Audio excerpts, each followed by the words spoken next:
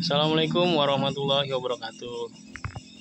Teman-teman, di video kali ini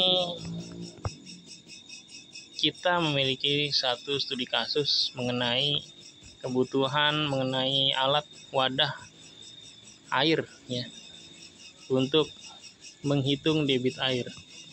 Jadi kebetulan kasus ini berada di areal pertambangan yang membutuhkan 7 titik ya saluran untuk menghitung debit air. Jadi harus standar ya, salurannya harus standar, tidak ada yang berbeda sehingga hitungannya pun sama gitu ya. Jadi kita mendapati kasus bahwa di lokasi kondisinya berbeda-beda, tapi kita harus membuat satu wadah seperti talang air besar ya yang standar agar sama di tiap titiknya seperti itu. Nah kemudian yang menjadi sorotan berikutnya adalah bahwa yang dilalui air beserta dengan zat-zat kimia yang terkandung di dalamnya ya. Jadi kita butuh spesifikasi khusus untuk kasus kali ini gitu ya. Jadi di sini kita akan mengirim barang ini ya ke daerah Sulawesi Utara. Nah, di depan kita ini kurang cepat ya kami memvideokannya, harusnya pas lagi belum di palet ya. Jadi ini tuh mirip kayak talang air teman-teman, cuma ya besar saja bedanya gitu ya, dengan resin yang proper terkait dengan kasusnya ya. Nah jadi kita membuat saluran ini menjadi 3 modul ya sesuai kebutuhan di sana. Ini modulnya supaya bisa dikirim ya, tidak terlalu besar. Ini ada modul yang paling panjang yang ini ya, yang kami videokan saat ini. Kemudian ada modul berikutnya yang agak lebih pendek ya. Nah ini kasusnya.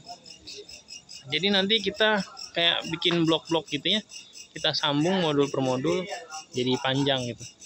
Kalau segeblek kan agak susah ya. Nah kemudian nanti dilakukan instalasi di lokasi. Jadi kita akan melakukan uji coba 1 titik dulu ya, mudah-mudahan tidak ada kendala gitu. Jadi ya sebagaimana kebutuhan ini ya, pengetesan ini uji testing berapa debit air yang dibutuhkan untuk kebutuhan ya pembuatan keputusan ya terkait tambang mengenai perhitungan cost dan lain-lain. Kurang lebih seperti itu kasus kali ini teman-teman.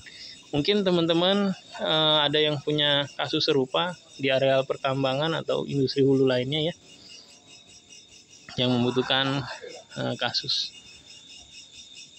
terkait dengan kebutuhan fiberglass. Jadi kenapa harus pakai fiberglass? Karena untuk menghindari korosi ya. Jadi kalau untuk air atau zat kimia gitu kan ketemu dengan ferro atau besi itu nggak ketemu ya. Jadi dia tuh korosif.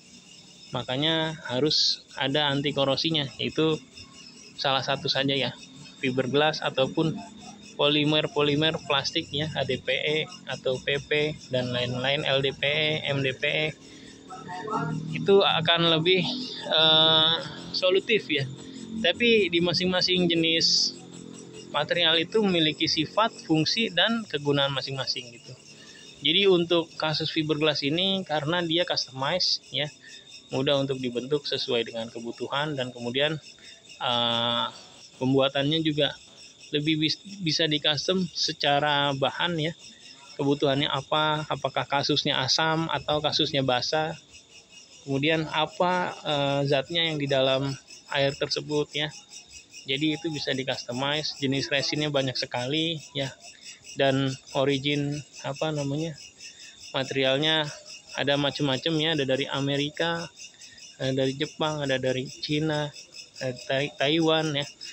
Nah kita tinggal menghitung costing yang paling proper, costing yang paling efisien supaya kita on the budget ya.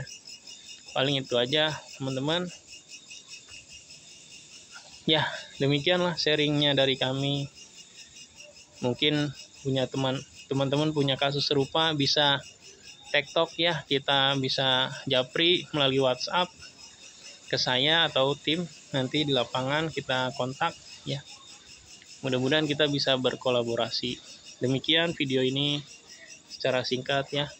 Buat teman-teman yang merasa video ini bermanfaat ya, tolong bantu subscribe, kemudian like, kemudian tinggalkan jejak di komen ya, kasih komen yang membangun ya, konstruktif ya. Kemudian bantu mungkin ke teman-temannya yang membutuhkan informasi terkait hal ini ya, jika sebidang ya, supaya bisa menjadi solusi lah buat teman-teman yang sedang menghadapi kasus serupa. Oke, demikian video kali ini. Selamat berpuasa bagi teman-teman yang menjalankan ibadah puasa. Selamat malam semuanya. Assalamualaikum warahmatullahi wabarakatuh.